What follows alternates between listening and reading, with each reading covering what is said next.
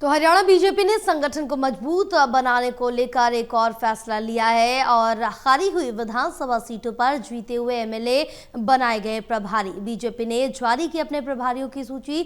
42 हारी हुई सीटों पर प्रभारी बनाए गए हैं। 42 विधायक। चंडीगढ़ में हुई बैठक में ये फैसला लिया गया। बड़ी अपडेट आप तक पहुंचा रहे हैं, जो हम बताते चले कि बीजेपी की तरफ से अपने प्रभारियों की सूची जारी कर दी गई है और बीजेपी ने संगठन को मजबूत बनाने के लिए एक और फैसला लिया है। जो 42 सीटें बीजेपी विधानसभा चुनाव में हारी थी हरियाणा विधानसभा में, अब उसमें जीते हुए विधायक को प्रभारी बनाया गया, यानी कि जो एमएलए जीते थे विधानसभा चुनाव में उनको प्रभारी बनाया गया। बीजेपी ने अपने प्रभारियों की सूची जारी की है। 42 हारी हुई सीटों पर अपने प्रभारी बनाए हैं 42 विधायक। चंडीगढ़ में ये बैठक हुई और बैठक में ये बड़ा फैसला लिया गया। तो बड़ी जानकारी, जहां बीजेपी अपने संगठन को और ज्यादा मजबूती देने के लिए जो फोकस है, यानी कि 2029 की तैयारी बीजेपी ने हरियाणा में अभी से शुरू कर दी है।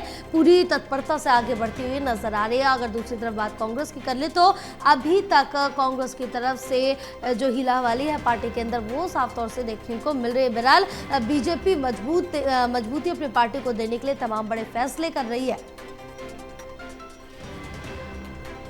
तो हरियाणा बीजेपी ने संगठन को और मजबूत बनाने के लिए ये बड़ा फैसला लिया। हारी हुई विधानसभा सीटों पर अब जीते हुए विधायक प्रभारी बनाए जाएंगे।